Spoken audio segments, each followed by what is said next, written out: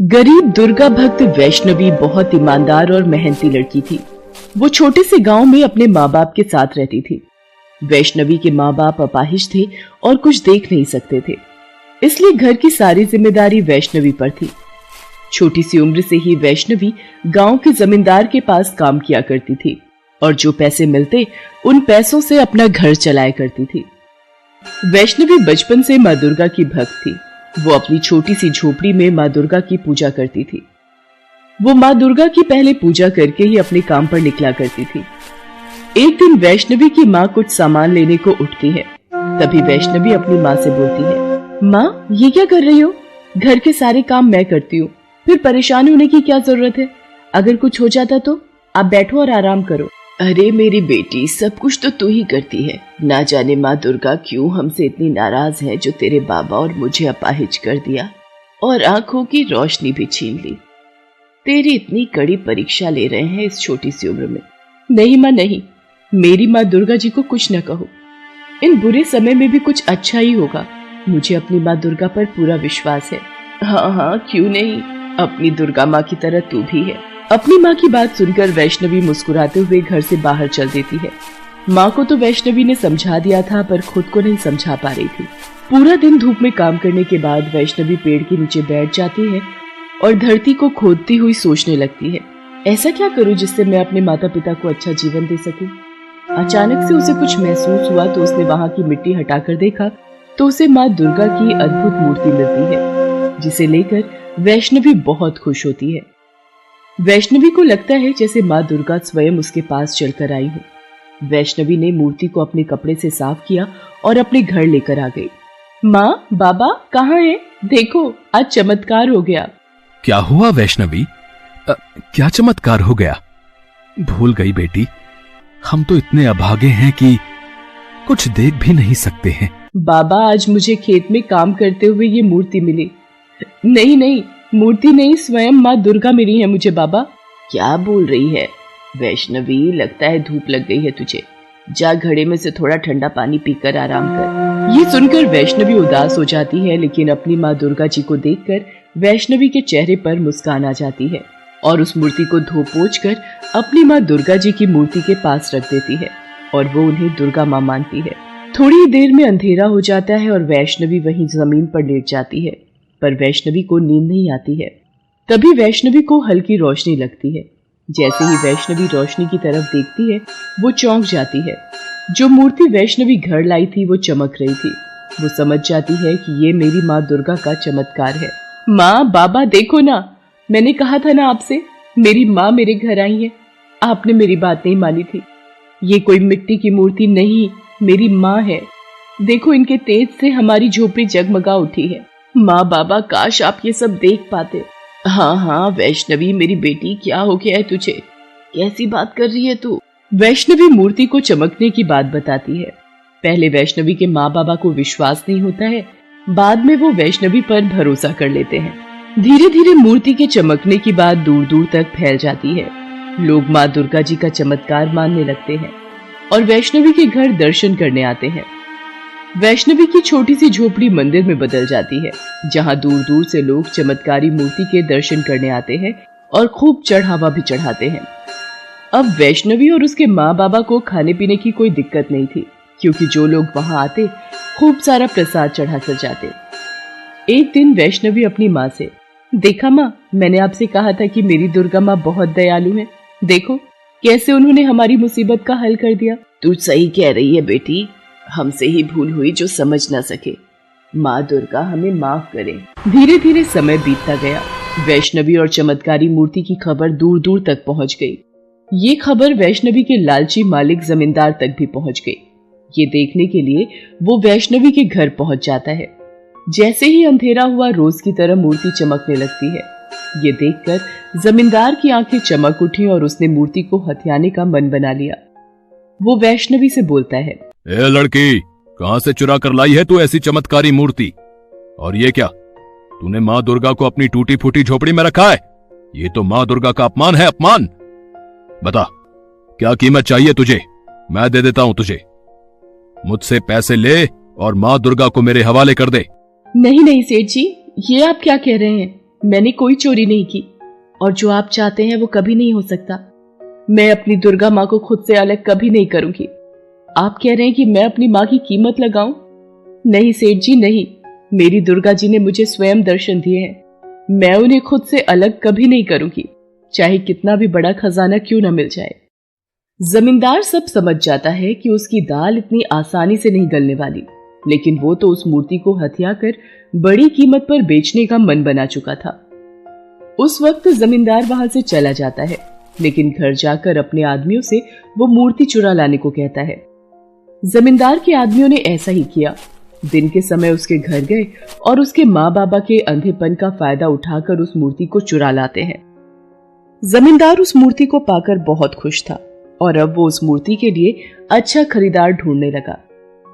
इधर वैष्णवी जब शाम को अपने घर लौटती है तो अपनी माँ दुर्गा जी को ना पाकर होश खो बैठती है। माँ, बाबा, ये क्या हो गया? मेरी दुर्गा माँ कहाँ गई? हाँ, ये तो क्या कह रही है बेटी? बेटी, कहीं उस जमींदार की बात सच तो नहीं? हमारी झोपड़ी का हाल देखकर माँ दुर्गा हमसे नाराज हो गई हूँ और चली गई हूँ। अपने बाबा की बात सुनकर वैष्णवी बहुत उदास हो जाती है। रोते हुए अपनी दुर्गा माँ से मन ही मन माफी मांगने लगती है। अगले दिन वैष्णवी अपनी दुर्गा माँ की पूजा करके अपने काम पर चली जाती है, लेकिन अपनी दुर्गा माँ जी को अपने पास ना होने से वो बहुत दुखी थी। उसके लिए तो उसकी वो दुर्गा माँ थी जो अब उसके पास नहीं थी, जो अब नहीं है। दूर दूर से लोग अब भी दुर्गा जी की पूजा करने के लिए वैष्णवी के घर आ रहे थे, लेकिन मूर्ति को ना पाकर वैष्णवी को खरी खोटी सुनाकर चले जाते। नवरात्रों का समय नजदीक था। वैष्णवी का भी माँ के दर्शन करने का मन हुआ। वैष्णवी अपनी माँ बाबा के साथ माता जी के दर्शन के लिए जाती है। वैष्णवी का पैर एक पत्थर से टकरा जाता है और वैष्णवी नीचे गिर जाती है। वैष्णवी सोचती है कोई और भी इस पत्थर से ना गिर जाए, इसलिए उसे हटा देती है। तभी वैष्णवी देखती है कि पत्थर के नीचे कुछ दबा हुआ था। उसने उस जगह को खोदा तो उस पत्थर के नीचे से एक संदूक निकलता है। उस संदूक को खोलते ही वैष्णवी चौंक जाती है। संदूक सोने के सिक्के से भरा हुआ था। वैष्णवी को कुछ समझ नहीं आ रहा था, पर उसके माँ बाबा के समझाने पर उसने अपनी दुर्गा माँ का प्रसाद समझकर उस संदूक को रख लिया और वैष्णवी ने सबसे पहले वैष्णो देवी दर्शन किए। फिर वहां से आकर उसने अपनी झोपड़ी की जगह माँ दुर्गा का बड़ा मंदिर बनवाया और मंदिर के पीछे ही एक कमरा बनवाकर अपने माँ बाबा के साथ रहने लगी। अब वैष्णवी कोई मजदूर नहीं थी, अब वो मंदिर की पुजारिन बन गई थी। वो खुश तो थी, लेकिन अब भी उसे उस मूर्ति की बहुत याद आती थी। उधर जमींदार को मूर्ति के लिए कोई खरीदार नहीं मिला था। एक दिन अचानक उसके फोन की घंटी बजती है और उसके होश उड़। हेलो, क्या बक रहे हो? दिमाग तो ठिकाने पर है तुम्हारा? हे भगवान, ये क्या हो गया? तुम पानी डालते रहो, मैं अभी आ रहा हूँ। फोन पर जमींदार को पता चला कि उसकी सारी फसलों और अनाज के गोदाम में आग लग गई है।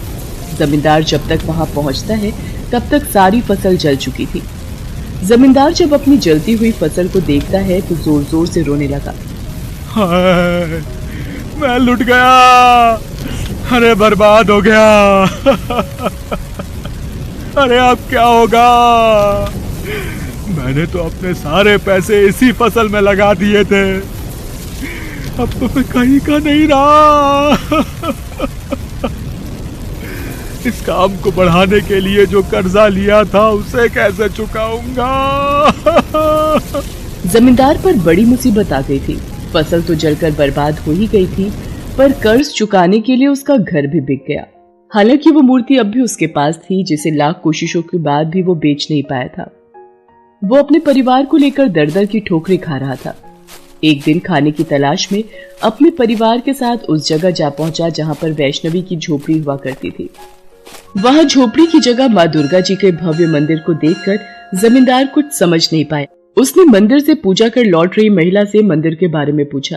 अरे बहन जी सुनिए, यहाँ वैष्णवी नाम की लड़की की एक झोपड़ी हुआ करती थी, और ये मंदिर कब बना और किसने बनवाया? वैष्णवी नहीं, वैष्णवी जी कहिए। उन्होंने ही ये मंदिर बनवाया है। वही इस मंदिर में पूजा अर्चना करवाती हैं। उन पर दुर्गा जी की बड़ी कृपा है। सुना है सोने के सिक्के से भरा संदूक मिला था उन्हें, पर उनका दिल देखो, क्या कुछ नहीं कर सकती थी उन सिक्कों से। पर उन्होंने माता दुर्गा जी का मंदिर बनवाया। माता जी उनका भला करें। इतना ही नहीं, गरीबों के लिए वो भंडारा भी करवाती हैं ताकि कोई भूखा न रहे, और गरीबों की मदद भी करती हैं। हालत तो तुम्हारी भी खराब है, तुम भी चले जाओ, वो तुम्हारी मदद जरूर करेंगी। महिला की बात सुनकर जमींदार को सब कुछ समझ में आ जाता है और उसे उसकी गलती का एहसास हो जाता है। वो समझ जाता है माँ दुर्गा ने उसको उसके किए की सजा दी है। वो वैष्णवी के पास जाता है और रोते हुए कहता है, वैष्णवी, मुझे माफ कर दो। मैंने ही तुम्हारी माँ दुर्गा जी को तुमसे दूर किया था। मेरी भूल थी कि मैंने उन्हें कीमती मूर्ति समझकर उन्हें तुम्हारे घर से चुरा लिया था। मेरे मन में लालच आ गया था। वैष्णवी, माता दुर्गा ने मुझे मेरे किए की सजा दे दी है। मेरी फसल जल गई, मेरा घर बिक गया, मेरा परिवार मेरे साथ दर दर की ठोकरें खा रहा है। ये सब मेरी गलती है। एक तुम हो जिसने मां दुर्गा को खोकर भी पा लिया, और एक मैं हूं जो उन्हें पाकर भी खो दिया। जमींदार वैष्णवी को चमत्कारी मूर्ति वापस कर देता है और फूट फूट कर रोने लगता है। वैष्णवी उसे सहारा देती है और आंसू पोंछते हुए बोलती है, ये सब माँ दुर्गा का चमत्कार है। हम सब तो उनके हाथों की कठपुतलियां हैं। उन्होंने तुम्हें सही रास्ते पर लाने के लिए ये सब किया होगा, पर अब तुम्हें अपनी गलती का एहसास है। मैंने तुम्हें माफ किया और मुझे भरोसा है कि माँ दुर्गा भी तुम्हें माफ कर देंगी। उस मूर्ति को वापस पाकर वैष्णवी बहुत खुश होती है। आखिर उसे उसकी माँ दुर्गा वापस जो मिल गई थी। वैष्णवी ने मूर्ति को स्नान करवाया और वापस से मंदिर में प्राण प्रतिष्ठा करवाई। जैसे ही वैष्णवी ने मूर्ति स्थापित की, अब की बार मूर्ति पहले से भी ज्यादा चमक रही थी। ये देखते ही वैष्णवी और जमींदार की आंखों में आंसू आ गए। वैष्णवी ने जमींदार को सहारा दिया और नया काम शुरू करने में मदद भी की। इस तरह माता दुर्गा के आशीर्वाद से वैष्णवी और जमींदार का जीवन संवर गया।